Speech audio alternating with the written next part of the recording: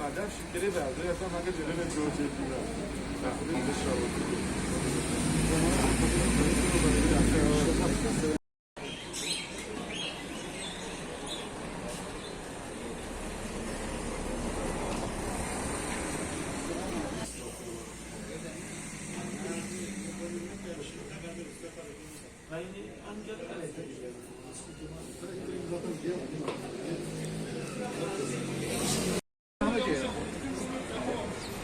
ليش هذا ده حكبتنا هذا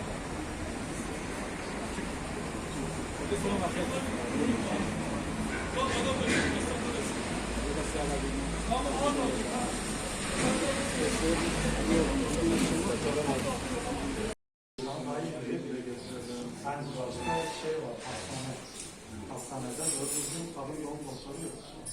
Doktorlar biliyorsunuz bizlere gelmiyor. Gelen de hemen kaçıklıyor. Hastaneye gidiyoruz, acilde çocuklar var, hastalar iç içe.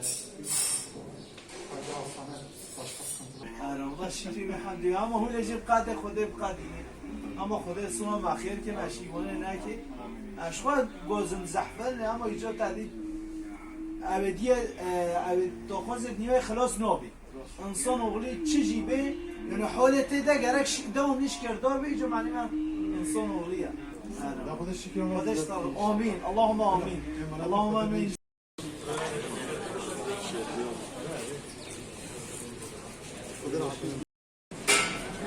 السلام عليكم. السلام عليكم ورحمة الله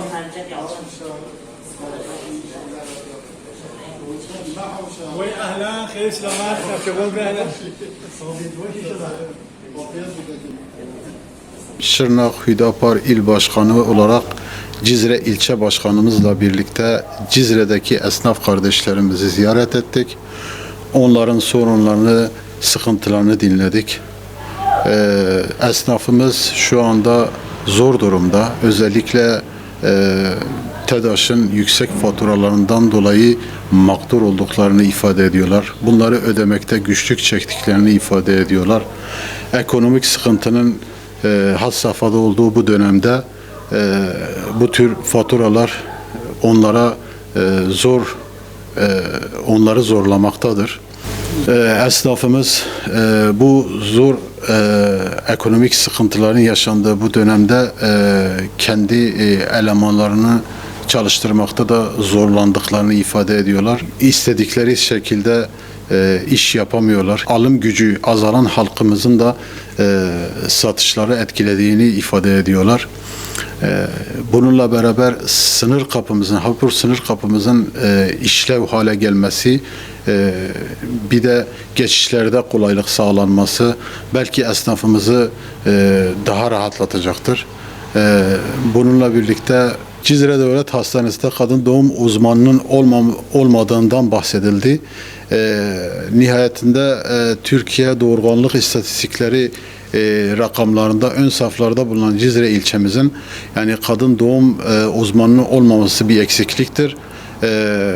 Acilen en kısa zamanda Cizre Devlet Hastanesi'ne bir kadın doğum uzmanının atanması elzemdir. Bunlarla birlikte sınır ticareti için Habur sınır kapımızın işlev hale getirilmesi gerekiyor. Bu şekilde en azından bir nebze de olsa esnafımız belki rahatlar. Şunu gördük, esnafımız sıkıntı yaşıyor. Fakat bu sıkıntıları yaşarken de Cizre esnafımızın son derece şükredici, kendi halinden kanaatkar ve de bütün bu zorluklara rağmen ayakta dimdik durmak için çabaladıklarını gördük.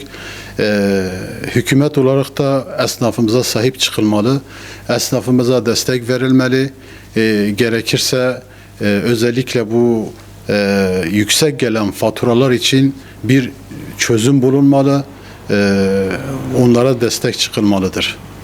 Esnaflarımız için, halkımız için her daim sahada olacağız. Esnaflarımıza yardımcı olabilmek, onların yanında olabilmek için her kulvarda onların sorunlarını dile getireceğiz. her daim biz halkımızla birlikte olmaya devam edeceğiz. Onların sorunlarını en yüksek makamlarda dile getirmek için, dillendirmek için biz sahada olacağız.